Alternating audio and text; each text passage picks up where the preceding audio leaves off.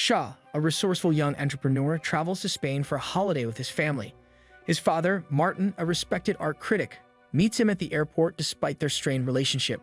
During their journey to the yacht, they argue about Shaw's constant use of his mobile phone. Upon arrival at the dock, Shaw's mother, Lori, welcomes a guest, and the extended family sets off for a relaxing getaway. However, Shaw's incessant phone calls disrupt the gathering, frustrating his father. Eventually, Shaw reveals the recent bankruptcy of his company, which had occurred just hours earlier. The following day, Martin sails the yacht into the open sea, hoping to connect with his sons. However, Shaw's persistent attachment to his phone leads to an accident, injuring Dara, his brother Josh's girlfriend. Martin, frustrated, throws Shaw's phone into the ocean, insisting that his son deal with his issues later. Needing a break, Shaw retreats to town from the boat. Meanwhile, Martin becomes suspicious of an unfamiliar boat lingering around theirs since dawn. His suspicions are confirmed when their yacht goes missing.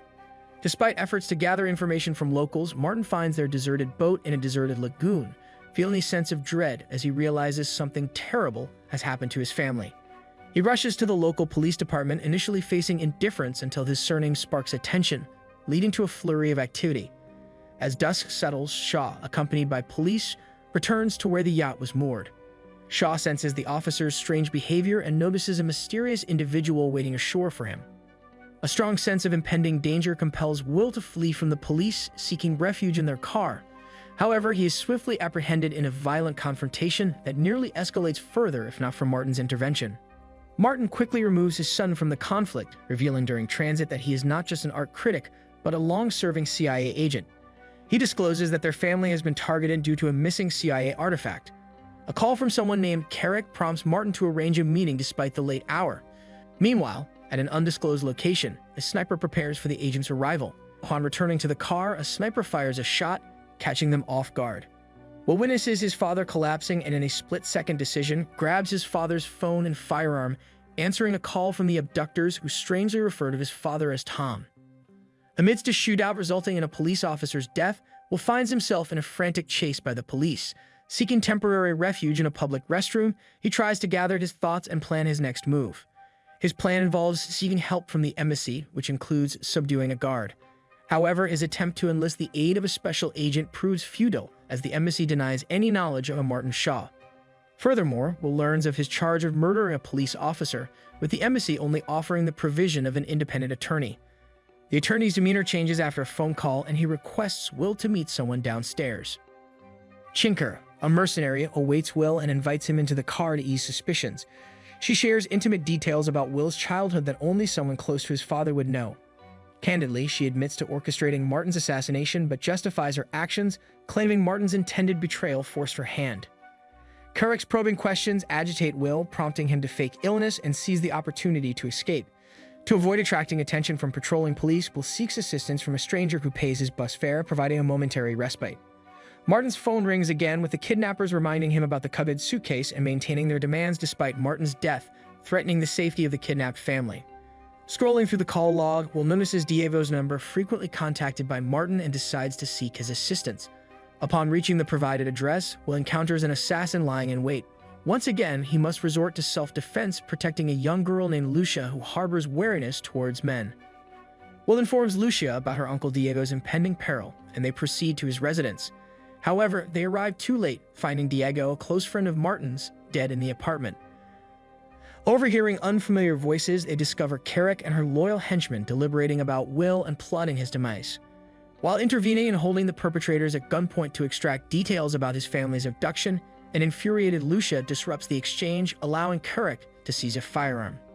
The duo was compelled to flee through a rooftop escape and descend on wires to evade capture. After a rough landing, local residents assist Will, who continues to evade Carrick. Despite her persistent attempts to eliminate Will, who she deems an unnecessary witness, she consistently fails. Lucia notices her boyfriend's bullet wound and takes him to a friend's art studio. Overwhelmed by pain, Will loses consciousness, but Lucia and her friend successfully attend to his wound. Upon regaining consciousness, Lucia demands to know the situation Will has entangled her in. She expresses astonishment upon seeing a picture of Will's father and confesses her familiarity with Tom, bewildered by Will referring to him as Martin.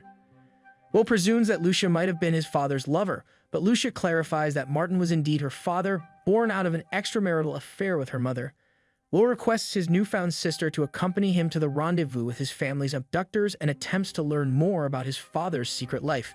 During the journey, considering the risks, Lucia declines to go with him but provides him with the address of a club where he can find her after his encounter with the kidnappers. At the designated location, a man disguised as a tourist approaches Will, instructing him to follow. Will is rendered unconscious during the car ride and upon regaining his senses, finds himself in the room where his family is held captive.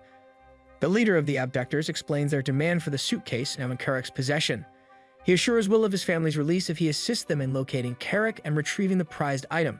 Refusal to comply would result in severe consequences for his family, as Carrick would eliminate any potential witnesses. Will is left stranded on the outskirts of the city and heads to the club where Lucia awaits him. He encounters resistance from security guards at the entrance, but mentioning his purpose of visiting Lucia grants him immediate access. Will shares the abductors' plan with Lucia and her friends, where he would act as a decoy to lead the criminals to Carrick. Indeed, Carrick's henchman appears at the club, where Lucia's friends cordially invite him for a conversation. Will also participates in the discussion, successfully extracting necessary information from the bodyguard. Once done, Will instructs his friends to allow the henchman to escape so that he can tail him, hoping to locate Carrick to his advantage. The henchman inadvertently leads him to an underground parking area, the premeditated location for the suitcase handoff. The duo is joined by gang members with the shared intent of intercepting the suitcase. One of them discreetly enters Lucia's car, notifying her of their allied intentions, another attempt to convince Will to retreat to safety. But he remains resolute until he discovers the whereabouts of his family. Their heated disagreement inadvertently creates a commotion, alerting Carrick of their presence. After eliminating her associates, she seizes the suitcase and attempts to flee, initiating a fierce gunfight. Will pursues Carrick across the city, causing considerable destruction along the path. Following an extensive chase, Will attempts to collide with her vehicle, but Carrick skillfully evades, causing the young individuals to crash through a glass window. A frantic Carrick indiscriminately fires at bystanders, and as Will attempts to flee, the tables turn as the agent now pursues him, recognizing escape as futile. However, an unexpected shot fired at Carrick interrupts her, and Will recognizes his numerous armed men appearing on the scene, including the primary abductor of his family.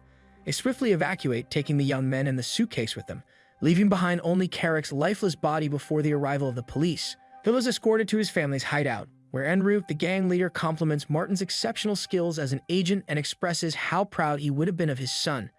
Outside the hospital, Will encounters a clandestine agent who hands him his documents and proposes that he succeed his father's role within the CIA.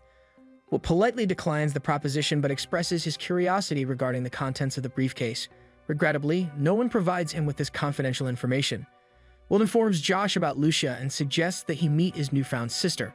Lori stays by Lucia's bedside to provide her with a sense of family and to prevent her from feeling isolated, and the movie ends.